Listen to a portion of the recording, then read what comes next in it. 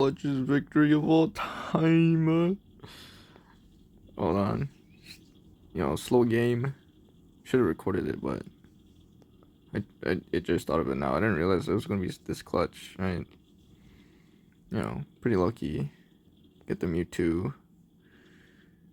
Put the Mewtwo on the bench. Swap out the Ralts to put in Mewtwo. They got all the Pokeballs and the Professor Oaks. And then that was their thing. Yeah, you got Aerodactyl. Attach the Mewtwo or energy to Mewtwo. Get the Kirlia. World routes. And put the Sand Slash. I got Growled. I pulled another Mewtwo. Put it on the bench. And then I used the Psychic Spear. I'm like, okay, doesn't matter. It's a 2-hit KO either way. They pulled their other Professor Research, or yeah, I just call him the Oak, Professor Oak, and then they used the thing. That was pretty annoying. I think I don't remember exactly, but yeah. Oh yeah, it didn't actually matter, because the hand I had was like this, except I had 2 Sabrinas. Right, I had like 4 cards in my hand, so I'm like, oh, I didn't even shuffle my deck. Yeah. Unfortunately, they had the potion. So the 2 I wouldn't have gotten the 2 KO, which was a little unfortunate. Yeah. I drew Professor's Research, which was nice. We pulled, but I got to see their hand. I forgot at this point. They had Sand Slash. They had the Giovanni, whatnot. Yeah, and I attach another energy. I think that makes him have 3. Alright, draws a card. He uses the card to switch out the Cubone to make it a Marowak. He uses the Cubone in the back. He walks the Sandshrew, Sand Slash. Use the Boomerang. Gets 2 heads. I'm like, no. Dang. That's rough. I have this Mewtwo. I think I gave this Mewtwo a energy. No, it doesn't show. Yeah, I'm taking the Aerodactyl out. That doesn't help at all. So, do know that. Yeah, it sounds cool, but not really. Get to evolve. So I have 2 or 2 Curly on my bench, and then I just put that there because that's all my basic Pokemon. And I attached an energy, so I'm guessing I didn't have one. So I'm like, okay. Gets 2 heads, I lose. Gets none. Lucky Bright. Oh, that's like even. That's like even odds, okay? Drew the Gardevoir. I'm like, oh, plus. So I got the Evolve. I got to evolve the Aerodactyl. Actually, Aerodactyl did come in clutch. You'll see. You'll see soon. Okay. Energy. Attach an energy to it. Use Side Shadow. Attach another energy, but that makes me 3 energy. So I can't use other one, which is unfortunate. So I'm at the mercy of the gods again.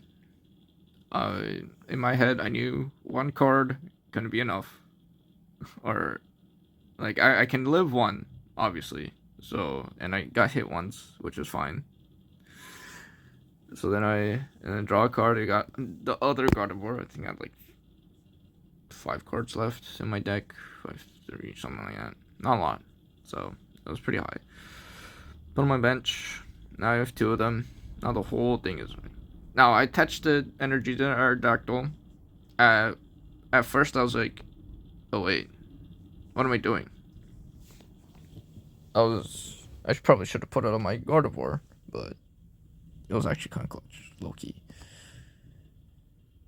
Yeah, I had to retreat because you know, yeah, this was my win con, and he wouldn't have survived the one, so I put the Gardevoir in my active spot just because. Drew a card. Are they in their turn? Touch an energy, Sandshrew, because why not? Boomerang. Just once. Right? Okay. I'm like, then I draw the card. I drew the potion. I was like, yes. Because at this point, what I saw was that they had a Sandslash on their bench. And if you can do math, one hit, my Mewtwo would be at 150 HP. So instead of attacking here, which I could have with all the energy, I decided to retreat. Right? And with retreating from the into Gardevoir, just because I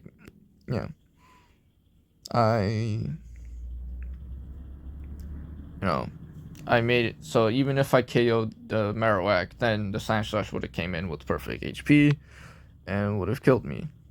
But I have a potion. This is the most clutch potion ever. Brought me to 90 HP so that I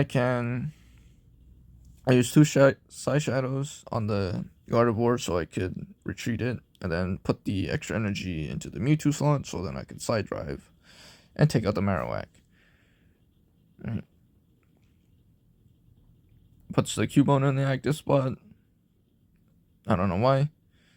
Then use the X speeds to put it in the active spot, and then uses Sabrina.